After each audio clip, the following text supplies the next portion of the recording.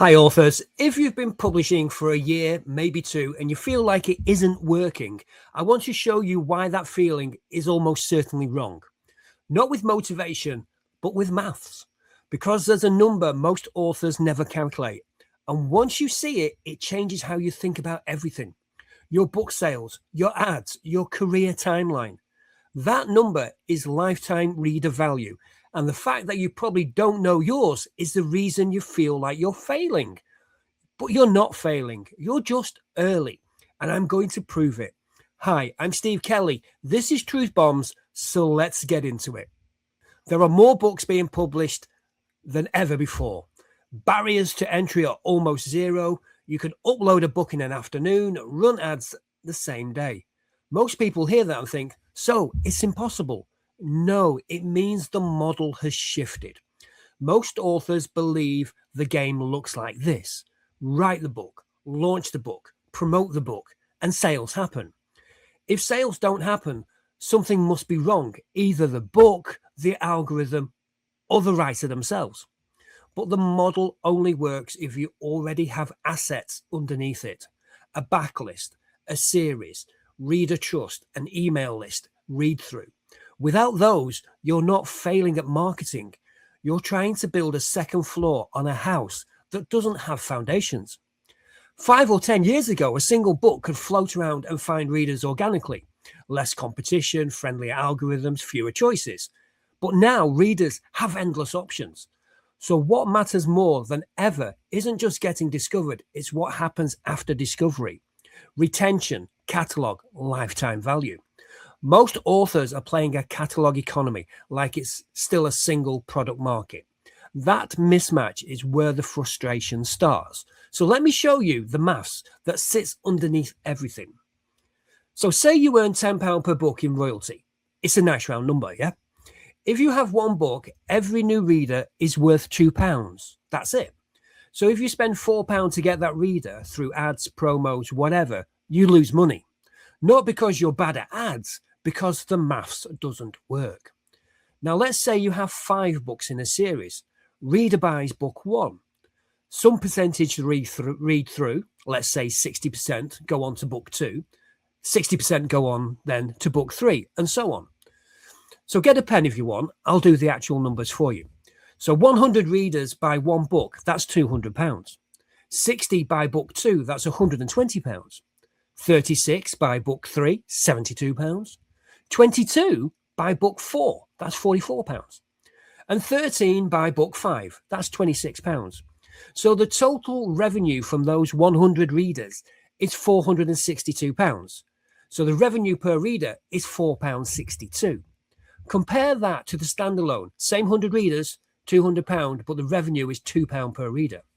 So it more than doubles with conservative numbers at 60%, but that's being modest. It could be 70, 80. Now, here's why this changes your actual decisions. If your reader is worth £2, you can't spend more than £2 to get them. That limits you to cheap promos, free runs, and hope. If your reader is worth £4.62, you can spend £3 to acquire them and still profit. That opens up Facebook ads, Amazon ads, BookBud deals, and newsletter swaps. Your marketing didn't improve. Your lifetime value did. Now, let me push this one step further because this is where it gets really interesting. Say the improvement on read-through goes from 60 to 70%, just a 10% bump. Maybe you tighten the ending of book 1, fix the cliffhanger, improve the back matter with a stronger call to action. Run those numbers again. So 100 by books makes £200. 70 by book 2, that's 140. 49 by book 3, that's £98. 34 by book 4, that's £68. And 24 by book 5, that's £48. That's a total of £554. So the revenue per reader has gone up to £5.54. That's a 20% increase in revenue from a 10% improvement in read-through. You didn't write a new book. You didn't spend a penny more on ads. You just made the path from book 1 to the next slightly smoother. This is why most authors don't have visibility problems. They have a lifetime value problem. If you don't know your lifetime reader value, you're not running a publishing business, you're still just guessing. And no one explains this. They just say run ads or post more content. But if the maths underneath is weak, more traffic doesn't fix it. It amplifies the weakness. Spending money to send people to a standalone with no email capture, no series, no next step, that's pouring water into a bucket with no bottom. So if the lifetime value is the game, where do you actually improve it? Start with the last page of your book. Seriously, go open your book right now. Look at what a reader sees when they finish. If it's the end and an author bio, you're leaving money on the table, significant money. Here's what should be there, and it's in this order. First, a direct link to the next book. If you're writing a series, this is obvious. Grab book 2 here. One tap, make it frictionless. If the next book isn't out yet, say when it's coming out and give them a reason to stay connected. The second is a tease. The opening chapter of the next book or the first 3 chapters. Let the reader start before they even made a buying decision. Get them hooked on book 2 while they're still buzzing from book 1. Third, a reader magnet. A free short story, a bonus chapter, a prequel novella, something exclusive that a reader can only get by handing over their email address. For a crime writer, this could be a prequel case that shows your detective's first investigation. For cozy mystery, a holiday short featuring your main character. For fantasy, a map or a lore guide. For romance, an extended epilogue. It needs to feel like a gift, not a transaction. And here's a mistake I see constantly. Authors create a reader magnet, but then link to a generic sign up for my newsletter page that kills conversation. The landing page should be about the reader magnet, not about you, not about your newsletter, about the thing they're getting. So get whatever the title is free, a sentence about what it is, an email field, a button, that's it. No clutter, no life story, no links to social media. You can set this up with MailerLite, BookFunnel, Story Origin, any of the standard tools. It just takes an afternoon. And once it's live, it works for you every time somebody finishes your book. While you sleep, while you write the next one, quietly doing more work than your entire ad budget. Fourth, the email sign-up link. Simple, clear. Get Detective Rain's first case free when you join my readers list. Link it to your landing page. That sequence, next book, teaser, reader magnet, email, takes about an hour to set up, and it will do more for your long-term income than any campaign you will ever run, because no ad will ever reach someone as warm as a reader who just turned the last page of your book. They've just finished your story. They are as warm as they'll ever be. That's when you ask. If you don't give them a next step at that exact moment, you've wasted the best marketing opportunity you'll ever get. Now, here's the thing. You need to actually know your read-through numbers, not guess. No. The basic idea is simple. Look at how many people bought book 1 over the last 90 days versus book 2. Divide the second by the first. That's your read-through rate. If you want the exact steps for pulling this from your KDP dashboard, I'll put that in the show notes, but here's the headline numbers. If fewer than half your book 1 readers are buying book 2, the handoff is broken. Now, this isn't perfect science. Timing and KU page reads muddy the waters, but it's good enough to show you where the leak is. And when I say broken, I mean something specific is failing. It's one of 3 things. The ending of book 1 isn't creating urgency, not necessarily a cliffhanger, but there needs to be unfinished business, a question you haven't answered yet, something the reader still wants to know, something that nags at them. Or the back matter isn't doing its job. The link to book 2 isn't there, isn't visible, or isn't compelling. Or the covers. If book 1 and book 2 don't look like they belong together, the reader can't instantly tell they're part of the same series. You're creating doubt at the exact moment you need confidence, and doubt kills momentum. If your read-through is strong early but drops off sharply at book 3 or 4, the problem is probably inside those books, slower pacing, a tonal shift, something that changed the deal on them. The point is, your data tells you exactly where the leak is. You don't have to guess. You don't have to follow generic advice. Look at where readers are dropping off and fix that specific connection point. That's how you improve lifetime value, not with more traffic, with tighter systems. Now, here's where I need to get honest with you. Even if you do all that series, back matter, reader magnets, email list, it still takes time. And this is the part that breaks people. Let me give you a real example. I know an author, I won't name them, who published their first crime novel and sold 50 copies in 3 months. Not 50 a day, 50 in total. They kept going, published book 2 6 months later, sales picked up slightly, maybe 80 copies across both titles over the next quarter. After book 3, they nearly quit. A 1-star review came in that questioned whether they could actually write. They spent £500 on Facebook ads over the previous 6 months and couldn't point to a single sale that clearly came from it. They had to redo their covers because a designer friend finally told them the originals looked like self-published, and not in the good way. They questioned everything, the genre, the pen name, whether any of this was worth it. But they didn't quit. They published book 4, then book 5. And somewhere around book 5, 2.5 years in, something shifted, not overnight, not with one viral moment. It was more like a dial tuning slowly. Readers were coming back, read-through was kicking in, organic reviews started appearing. Not many, but enough to build social proof. A couple of newsletter mentions from other crime authors opened a trickle of new readers. That didn't dry up. They started running ads again, but this time the maths worked. 5 books deep, their reader value was high enough that a £3 click could turn profitable. The same ads lost money at book 1, but now made money at book 5. By year 4, they cracked a 5-figure month.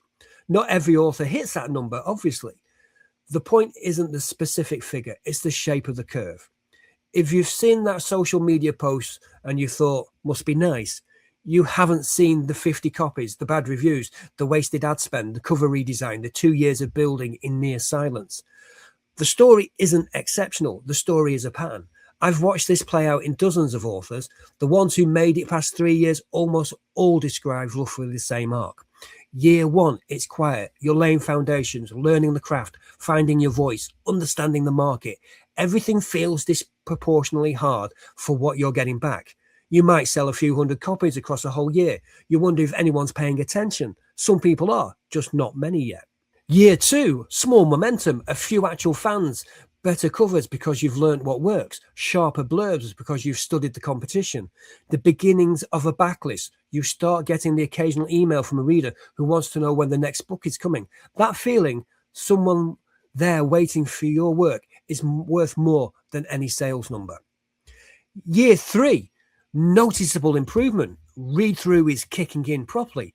Ads starting to make sense because the lifetime value finally supports them. You're making some real money, not life-changing, but enough to pay for the next cover without wincing. Year 4, stability. Income becomes somewhat predictable. You can plan ahead. Year 5, confidence. Not just financial, strategical. You understand the game. You make decisions for clarity instead of panic. Boring, isn't it? It doesn't go viral, but it's what I see again and again. And most people quit in year 1 or 2, not because they can't write, because they expected year 4 results on a year 1 timeline. So here are the 2 things that make people quit: impatience and noise. That's it. Those are the 2 career killers that have nothing to do with talent. Impatience is obvious. You've invested months of work, probably money too, editing, cover design, maybe ads, and then nothing much happens, and the internet is right there full of people who seem to have figured it out faster. So you start second guessing. Should I change genre, rebrand, new pen name, scrap the series? Sometimes those are the right questions. Sometimes a pivot is exactly what you need. But most of the time, especially in year 1, they're panic responses. Think about compound interest, a penny that doubles every day for 30 days. On day 10, you get about £5. Feels pointless. Day 20, 5,000. And on day 3, it's over 5 million. The growth was always there. It was just invisible for most of the journey. Author careers compound the same way. Book 1 earns you almost nothing on its own, but it creates the possibility for read-through when book 2 arrives. Book 2's real value is that it makes book 3 viable. Each book doesn't just add revenue, it multiplies the value of everything before it. And here's what makes it even harder to see. The compounding isn't smooth. It's not a clean upward line. It's lumpy. You'll have a flat month, then a spike, then 3 flat months, then a small rise. You'll launch book 3 and sell less than book 2's launch. You're thinking something's gone wrong. It hasn't. You're seeing natural variations on top of a slow upward trend. But if you're measuring week to week, you can't see that trend. All you see is the variance. And variance looks like failure when you don't have enough data points to see the pattern underneath. This is why yearly measurement matters so much. A year gives you enough data to separate signal from noise. A week doesn't. A month barely does. But only if you stay long enough to see it compound. Now, noise. This is the second career killer, and it's harder to recognize because it feels productive. The online author community makes this worse. The loudest voices either telling you the sky is falling, the algorithm changes, AI is flooding the market, the death of organic reach, or they're selling you the dream. 6-figure in 6 months, quit your day job, passive income while you sleep. Neither is helpful. The sky isn't falling, but the dream isn't realistic either. Not on the timeline they're selling. And underneath all of that, there's thousands of blog posts, YouTube videos, Facebook groups, courses, and coaches all telling you how to sell more books. A lot of them are useful individually. The problem is that they contradict each other. Go wide, stay in KU, Facebook's ads are dead, Facebook ads made me 6 figures, write to market, write what you love, build a street teams are pointless, invest in BookBud doesn't work anymore. They're all right for their situation, their genre, their stage of a career. But you don't know that, so you try to follow all of them, and you end up spinning the wheel every few weeks based on whoever's advice you consumed most recently. I call this strategy roulette. And it's career poison, to be honest, not just because it's exhausting, though it is, but because you never stay on one path long enough for anything to compound. Let me show you how this actually plays out. You read a blog post about Amazon ads. You set up a campaign. After 2 weeks, the results are mediocre. You haven't lost money, but you haven't made much either. Then you listen to a podcast where somebody talks about how they grew their career entirely through newsletter swaps.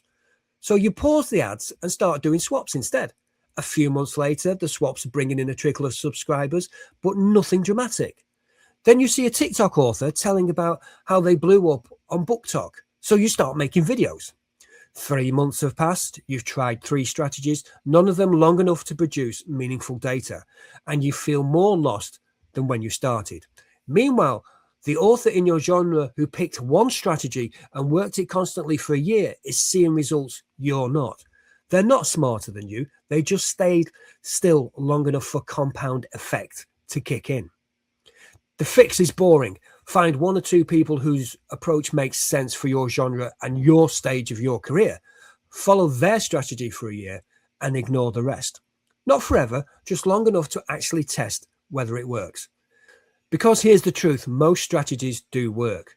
The problem is you keep changing the plan before it's had time to work.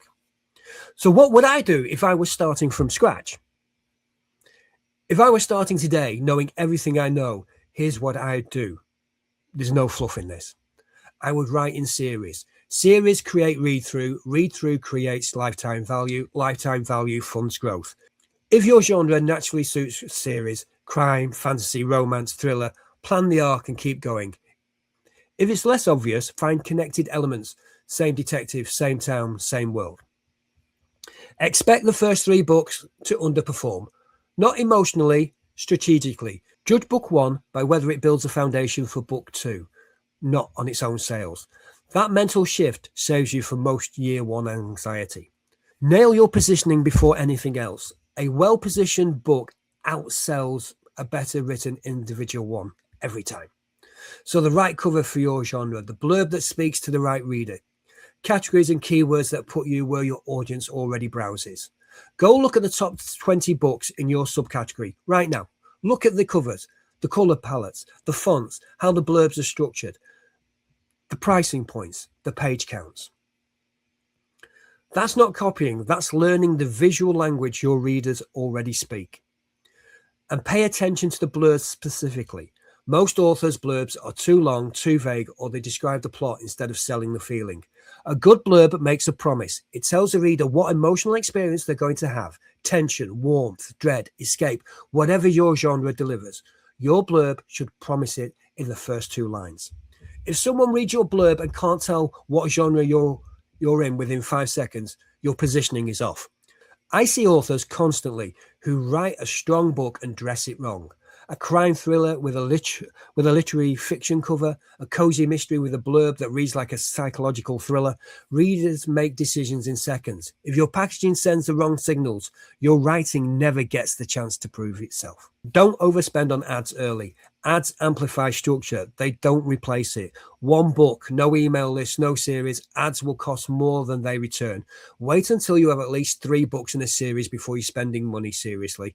Before that, focus on newsletter swaps with genre-matched authors, price promotions, and free first-in-series runs. The temptation is to throw money at the problem because it feels proactive. But spending £200 a month on ads for a single book with a £2 reader value isn't proactive. It's expensive education, and you can't learn the same lesson cheaper by waiting. So build an email list from day one, not because it explodes overnight, because it's the only audience you truly own. Amazon can change its algorithm. Facebook can throttle your reach. TikTok can get you banned in your country. Your email list goes with you regardless.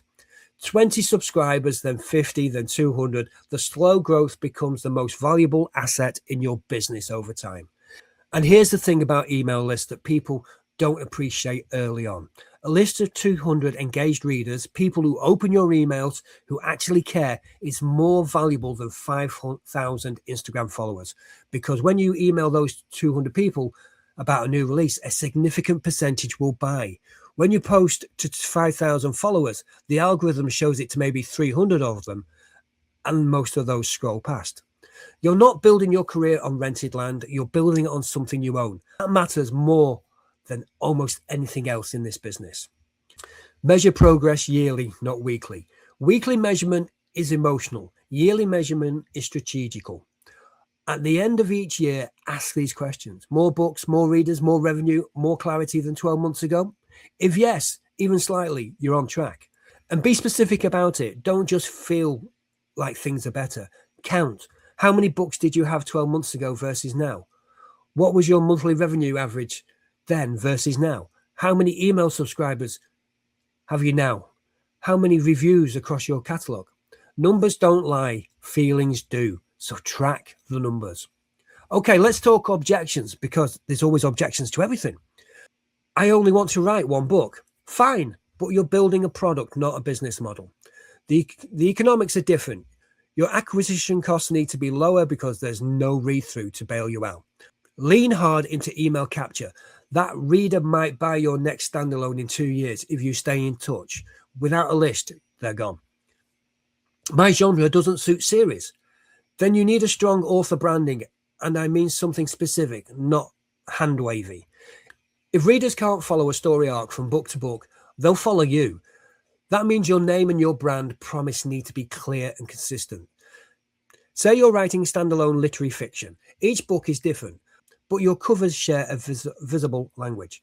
Similar fonts, similar tone, similar palette. Your blurbs hit the same emotional notes. Your newsletter builds a community around themes and ideas rather than characters. A reader finishes your book and thinks, I loved that. I want more like it. Your next book clearly delivers the same quality and feeling, even with different characters and a different plot. They'll still buy. But if your next book looks completely different from the outside, reads differently in the blurb, and gives no signal it delivers the same experience, again, they're gone. The book might be brilliant. That doesn't matter. The branding didn't bridge the gap. So compare that to a cozy mystery author with an illustrated Cotswold village cover style across every book. Readers know exactly what they're getting before they open it. That consistency is doing the selling for you. If you're writing standalones, you need to build that consistency without recurring characters. It's harder, but it's doable.